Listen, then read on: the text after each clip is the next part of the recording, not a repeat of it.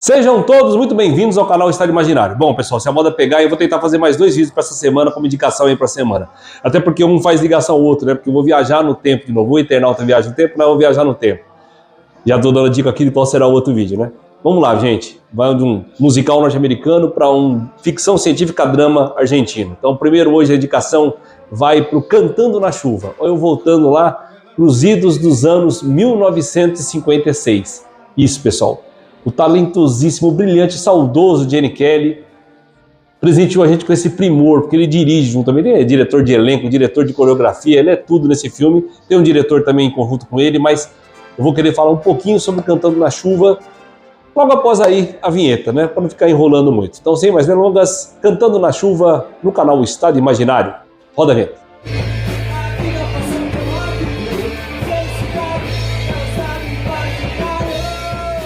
Pessoal, retomando aqui, já fazendo uma correção, na edição eu também faço umas correções, brinco comigo mesmo, então quando eu erro, é que eu me empolguei muito aqui, um filmaço desse, de 1952, tá? Mais antigo ainda do que eu falei na cabeça do vídeo aí. Bom, seguinte, brilhante do mesmo jeito, tanto faz se for 52, 56, brilhante do mesmo jeito. Pessoal, o que eu queria começar esse vídeo aqui antes de falar da história e tudo mais? Eu já falei de algumas questões aqui que eu considerava, assim, clássico, não pegando tanto pela convenção do que é o clássico mesmo, que é atemporal e tal, mas coisas que eu considerava, assim, clássicos para mim. E eu cheguei a falar algumas vezes aqui nesse decorrer de 500 e poucos vídeos, poxa, pessoal, o filme envelheceu mal, né? Envelheceu bem, envelheceu mal, e normalmente quando envelhece mal, cai um pouquinho aquela questão, ele continua sendo importante, tá? Mas cai um pouquinho aquela questão de se é realmente um clássico, se eu pegar como, vamos dizer assim, como regra, ser atemporal, né? Como eu sempre falo aqui, por que além da imaginação, para mim tudo é um clássico? Porque você assiste hoje, ele é ótimo, ele é muito bem feito. Ah, mas o efeito especial, mas isso, aquilo. Não, ele é ótimo, ótimo, ótimo mesmo. Que tinha ali a sua condição técnica para a época, mas como criatividade, como ideia e como confecção é ótimo. Então, Cantando na Chuva, pessoal, para mim envelheceu otimamente bem. Nossa, nossa, nossa. Confesso a vocês que eu peguei para assistir para aquele tipo passatempo, tipo, não tô vendo nada de bom, eu vou fazer um comparativo para vocês entenderem. Deixa eu ver aqui, Cantando na Chuva, porque eu gosto tanto daquela passagem da própria música, né? Que o Gene Kelly tão brilhantemente faz aquela dança, nossa, aquilo é sensacional, não tem como classificar aquilo é ultra sensacional. Bom, então, o Cantando na Chuva é uma música legal, uma melodia legal, a performance é legal do Gene Kelly, vamos lá. Só que o filme é muito mais do que isso.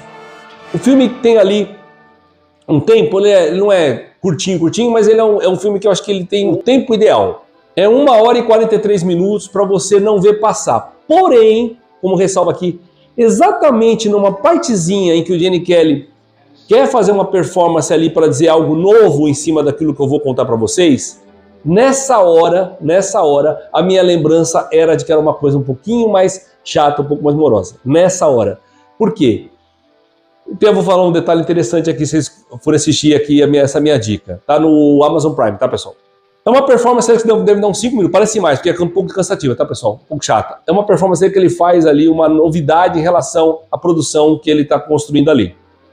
E fica na cara, né, fica de cara, que a genialidade dele transborda e quem está em volta, muitas vezes não sustenta. Se não forem os atores principais contratados, quem faz ali uma figuração, uma coisa que vale, não sustenta. Então você imagina o nervoso, o cara fala, vou ter que fazer um take aqui e vai ter uma dança enorme, uma giração para tudo que é lado, uma parafernália passando e tal, e a coisa vai ter que acontecer. Você tem que fazer o seguinte, você tem que pegar uma moeda, jogá-la para outro pegar. Imagina o nervoso. E os cidadãos, no caso, né, que é mais do que um, tem que fazer essa cena. Então fica aquilo muito, muito, muito mal coreografado por conta da falta de destreza da pessoa. Então se atente a essa curiosidade. Nunca que eu ia lembrar disso, né, pessoal? Porque eu acho que eu assisti esse filme, com certeza, tá, pessoal? Estou com 56 anos, eu assisti esse filme, tem uns 40 anos, mais ou menos, que eu assisti esse filme. Eu devo ter assistido esse filme lá naquele passado distante. Vou colocar, 35 anos. Lá no passado distante eu assisti, desde quando passou a primeira vez na TV aberta, 3 vezes, Cantando na Chuva. E aí eu tinha essa parte aí um pouco mais chata. Mas, gente, não dá para estragar hoje.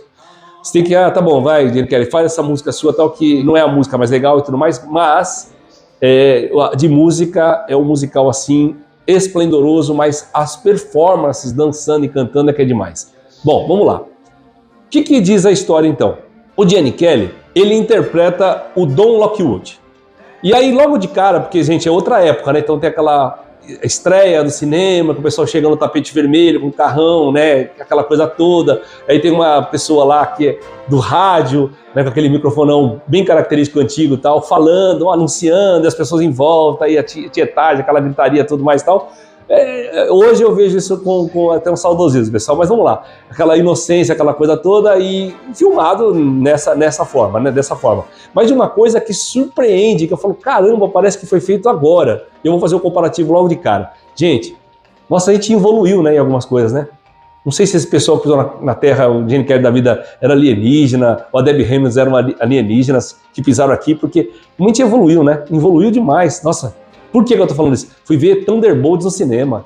É mais um dinheiro mal gasto, gente. Poxa vida. Estacionamento caro, pipoca cara, refrigerante ruim. E você assistir Thunderbolts.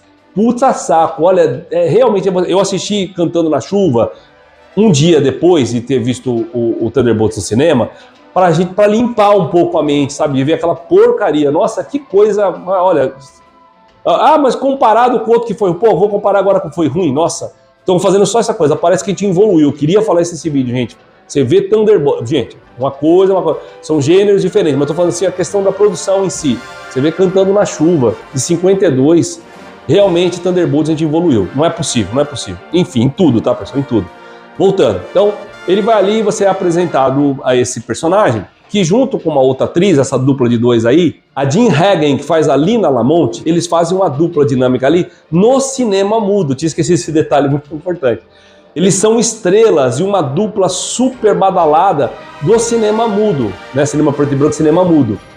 E o que acontece? Logo de cara ele fala ali uma história toda mentirosa e como é que ele começou e tudo mais. Você sabe que ele é um dublê, ele começa como dublê e ele faz tudo, porque ele está desesperado para alcançar a fama e tudo mais, tal, ele faz de tudo. Ele acaba sendo então contratado por esse estúdio para fazer esses filmes com essa parceira e aí eles chegam ao estrelato, mas eles estão no cinema mudo. E aí começam ali os estúdios a fazer os estudos e os filmes para o cinema falado. Então eles têm que fazer essa transição. O que é o problema? Qual que é a pedra no caminho? Tinha uma pedra no caminho, sempre tem, né, pessoal, para depois avançar. É que a Lina, né, ela não tem uma voz legal, ela não sabe falar direito e a voz dela é ruim, os padrões, né, vamos chamar assim, gerais. E uma das coisas mais engraçadas, dublado, pessoal, não posso esquecer, gente, a voz do Márcio Seixas ali ecoando, falando, fazendo a parte da locução ali da história para avançar. Nossa, que maravilha, isso tá ainda com a dublagem original, que sensacional. E aí todo o trabalho dos dubladores para inclusive fazer a voz, né, da Lina, que é assim, esganiçada, é muito interessante. Só que ao mesmo tempo que é ruim, você consegue entender o que está querendo dizer ali. E qual o problema? Poxa, eles não deixavam que ela falasse em público, que na época não tinha as entrevistas como hoje, mas tinha as apresentações, né? Então nas estreias o ator ia lá e falava, e dava um seu plá ali na frente da tela, e ela não podia falar, né? Olha que situação aí. E aí o cinema começa a falar, e ela é uma atriz, inclusive essa atriz ela concorreu ao Oscar, né? Ela inocentemente, nessa hora, não se toca, que a voz dela, ninguém gosta, ela não se toca. Que é um problema sério a voz dela. Bonitona, tal, faz aquela coisa tal, da estrelona, tal, ela não se toca. E nesse meio do caminho, a gente conhece outros dois personagens. Gente, essa pessoal que tá ali nessa cena, diferente daquela coisa que eu falei da performance do Gene Kelly, são gente assim do gabarito lá em cima, muito acima da média. Então todo mundo que tá em volta ali não deixa a peteca cair. Então é aí que a gente vê, num contexto ali muito ágil, muito dinâmico, a história avança muito facilmente ali, que o personagem do Gene Kelly conhece a personagem, a Debbie Reynolds. Nossa, a adorável Debbie Reynolds. Gente, é muito bom assim. Debbie Reynolds, pessoal, que é a mãe da Carrie Fisher. Infelizmente, vocês sabem, alguns poucos anos atrás, aí a Carrie Fisher faleceu num dia, e ela, diz até que ela falou, vou lá encontrar a minha filha. Ela faleceu no dia seguinte, 24 horas depois, né? A filha faleceu muito menos de idade que ela, né? Faleceram com uma diferença de 24 horas, uma pena. Mas talentosíssima, a Carrie Fisher, a nossa princesa Leia, né? Não podemos esquecer dela nunca. Então, voltando aqui, a Debbie Reynolds cantava muito, dançava muito.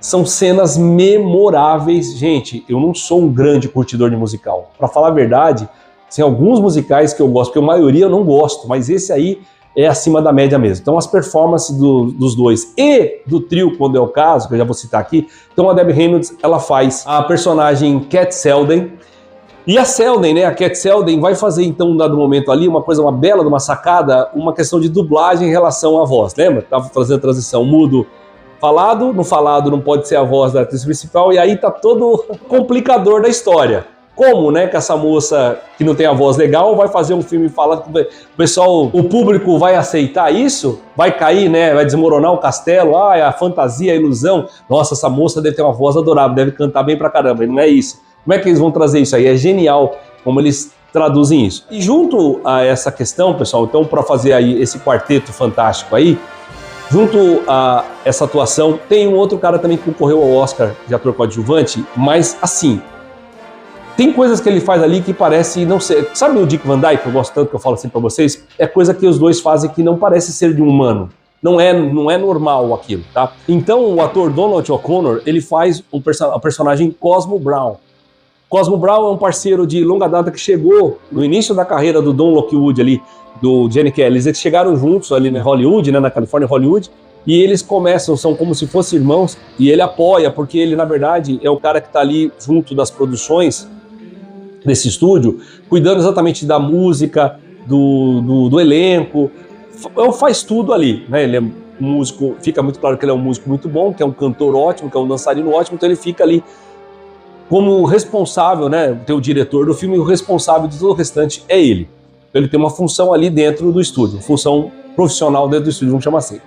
E aí você tem passagens que são com ele e o Gene Kelly, pessoal, eles dançando uma hora lá com o violino na mão. Eu vou pegar, colocar as figuras para vocês, quando vocês estiverem assistindo, lembrem de mim, né? Quem nunca assistiu e quem assistiu, vocês estão sabendo o que eu estou falando.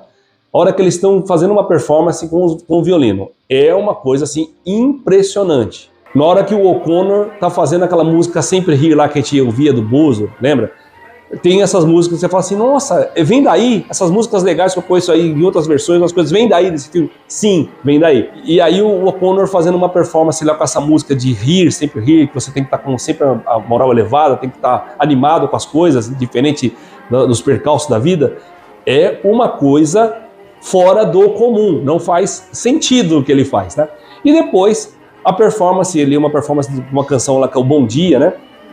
Quando eles têm a ideia genial do que eles vão fazer da dublagem, que os três juntos fazem uma questão assim que, como pensar numa coreografia dessa, como coreografar isso, como fazer isso de uma forma simultânea em que tudo funciona matematicamente, milimetricamente, funciona um negócio e você vê ao final eles arfando assim, né, pô, cansativo pra caramba, como aquilo é feito, é impressionante, gente, eu assisti, é quase que como se assistisse com duas mentes assim, tipo, curtindo e ao mesmo tempo falando como é isso, como fazer isso, né? É possível replicar pelo Thunderbolts? Não. Mas enfim, nossa gente, que situação interessantíssima, que experiência de cinema. Isso é cinema. Olha, é muito bom mesmo. Fiquei empolgado de falar para vocês o seguinte, fica sendo um dos meus filmes preferidos daqui para frente e vou rever. Ainda dentro desse ano eu vou rever Cantando na Chuva de novo. Porque as partes, como eu falo aqui, as partes das músicas são clipes, tirando a, né, Gene Kelly sozinho. As partes das músicas são incríveis. Então, posso falar para vocês que é como o clipe da MTV, que eu falo aqui dos tempos bons da MTV, você vai assistir aquilo, como eu assisto no YouTube, Cantando na Chuva, a performance essa boa do Gene Kelly, eu vejo no YouTube, desde quando a gente teve acesso ao YouTube, nunca mais eu deixei de ver, olha que loucura isso, essa cena, essa parte da performance do Gene Kelly Cantando na Chuva. Ah, pessoal, antes que eu esqueça, para deixar aqui mais um complemento de informação para vocês, como eu falei, o Gene Kelly fez tudo, mas o diretor principal da obra é o Stanley Donen, só para vocês terem aqui o nome dele, para ficar aquela coisa assim que eu gosto de deixar o registro da informação, né? Então o Stanley Donen brilhantemente fez a direção, você vê a direção ali mesmo, e inclusive, gente, tem outra coisa também, a edição é sensacional. Pessoal querido, é nessa hora que eu quero reforçar pela quinta vez, desculpe a repetição, eu quero forçar aqui, na hora que o presidente do estúdio fala assim, ó, e agora, como é que a gente fecha esse filme? Como é que dá um fechamento total? O filme que era para ser uma coisa, a gente acabou fazendo em poucas semanas, 3 semanas, uma outra coisa para transformar de mudo falado, e o falado não cair numa zoeira que caiu lá no meio, não tô contando, tô falando da spoiler, tá, pessoal? Como é que a gente faz então? É nessa hora que o Gene Kelly fala, não, nessa hora eu preparei uma coisa sensacional, que ironia isso, para fechar com chave de ouro a nossa nova proposta, né, pra gente reformular esse filme que nós estamos construindo aqui de forma definitiva. E pá, é na hora que ele solta isso, que é a pior parte pra mim. Olha que loucura. Na hora que o Gene Kelly, acho que também no conceito dele, aquilo seria o auge do filme, pra mim é onde o filme fica ali bobinho, cansativo, não precisava inclusive. Mas enfim, faz parte da história, não deixa de ser o contexto da história, e aí o filme avança pro seu final, que é, pelo menos, é simples, mas interessante, né? Fica aí um final feliz, nem para todo mundo, tá? Nem para todo mundo. Mas é uma coisa bem bolada. Não necessariamente o final tem que ser sempre feliz, né, pessoal? Desde que ele seja um final legal, um final criativo, é um final, né? Enfim, é isso aí. E por fim, meus queridos, eu queria falar só uma coisa. Tem uma atriz ali, eu tenho uma memória afetiva muito grande por ela, e nos filmes do Jim Martin, Jerry Lewis e outros filmes mais da época, ela era uma figurinha carimbada, às vezes fazendo uma participação maior ou menor. Nessa ela faz uma pequena participação cantando na chuva, mas sempre é muito bom vê-la. É daquela humorista nata, que não precisa se forçar, gritar, nada mais. E ela tá ali, e eu esqueci que ela fazia esse pequeno pedacinho, que é inclusive da questão da fala, né? Precisava pegar aula com ela. Então, a saudosa também, Caitlin Fleeman. Eu vou colocar aqui a foto dela também, depois quando for alguma coisa, se eu conseguir aqui um gifzinho com o Jerry Lewis, vocês vão lembrar, quem é da minha idade vai lembrar, essa senhora aí, caramba, sempre muito bom, quando ela aparecia no Jerry Lewis, era sempre uma das melhores partes. É muito bom, o Jerry Lewis não era bobo, né? Sempre colocava ela ali como amiga dele e como uma pessoa que é talentosíssima, uma humorista assim de primeiro nível também. Muito bom mesmo, muito bom. Dito isso, eu vou ficando por aqui agradecendo a sua paciência, a sua audiência, ao prestígio aos vídeos do canal e deixando aquele valeu para vocês, aquele valeu aqui, ó, cantarolando e dançando na chuva ou fora da chuva. E, gente, vocês vão ficar com essa musiquinha, vocês vão assistir, vocês vão ficar com essa musiquinha boa na cabeça, né? Happy Again, né? Muito bom mesmo, certo? Então, gente, valeu e valeu muito.